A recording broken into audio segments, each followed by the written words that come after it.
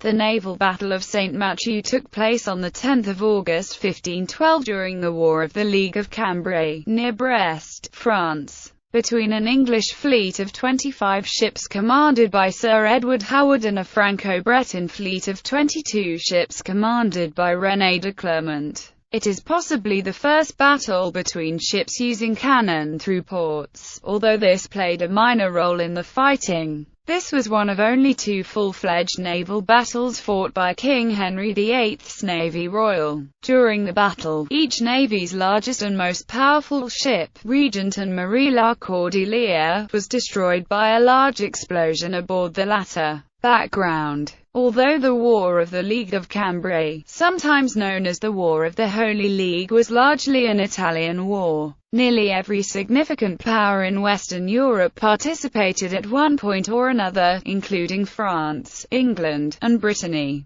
The latter was independent of France at the time, although the two were closely allied. When war with France broke out in April 1512, England's Edward Howard was appointed admiral of a fleet sent by King Henry VIII to control the sea between Brest and the Thames estuary. Howard seized vessels of various nationalities on the pretext that they were carrying French cargoes. At the beginning of June, he escorted to Brittany an army which Henry sent to France under the command of Thomas Grey, 2nd Marquess of Dorset, with the hope of recovering Guyenne. Howard then raided Le Conquet and Crozon on the Breton coast. During June and July, Howard effectively controlled the English Channel and is said to have captured more than 60 vessels. By August, a French Breton fleet had assembled at Brest. Howard moved to attack them. Battle. Well informed about the Franco-Breton maneuvers, the English surprised them at anchor. Unprepared and confronted by a superior fleet, all the French and Breton ships cut their anchor cables and spread their sails.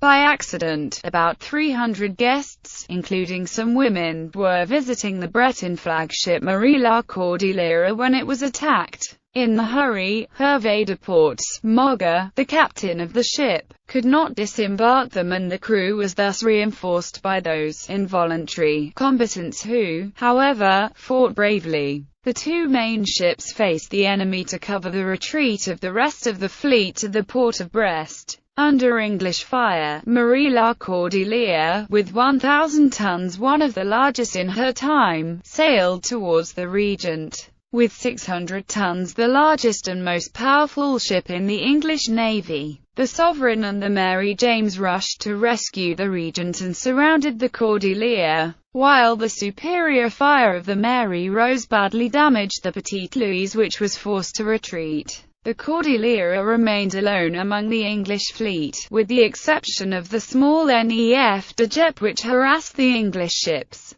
The Cordelière's cannons dismasted both Sovereign and Mary James, which became ungovernable and drifted in the Iroise Sea. Hervé de Portes, Moga, also known as Prime Auguet, the Breton captain of the Cordelière, ordered the assault of the Regent.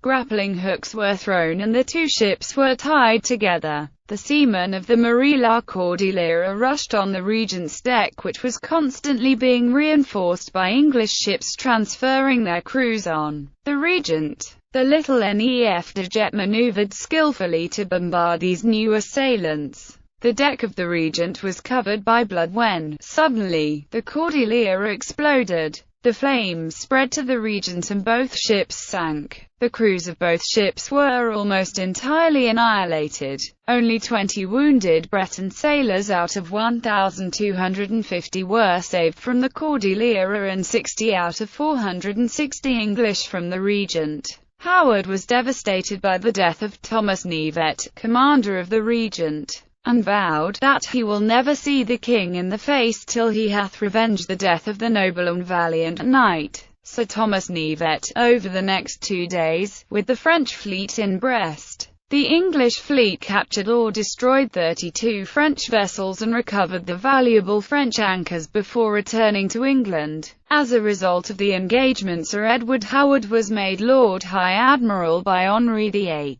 Role in Breton culture. Brittany and France were still technically separate realms at the time, united only dynastically through the marriage of Duchess Anne to King Louis XII of France. The combination of the French and Breton fleets was thus the first significant military action in which the two countries fought together. 24 years after the Battle of Saint-Auban-du-Cormier, the last battle between them, it thus became symbolic within Brittany of the unity between Brittany and France. The destruction of the Breton ship Marie la Cordillera quickly became famous. French poets Humbert de Montmort and Germain de Brie both wrote poems about it. The latter work presented such an exaggeratedly heroic version of the death of Hervé de Portsmouth that it occasioned a satirical response from Thomas More, leading to a literary battle between More and de Brie. The death of de Portsmouth on the day of St. Lawrence was later portrayed as a deliberate act of self-sacrificing heroism. He is supposed to have said, "Nous allons fêter Saint Laurent qui périt par le feu,"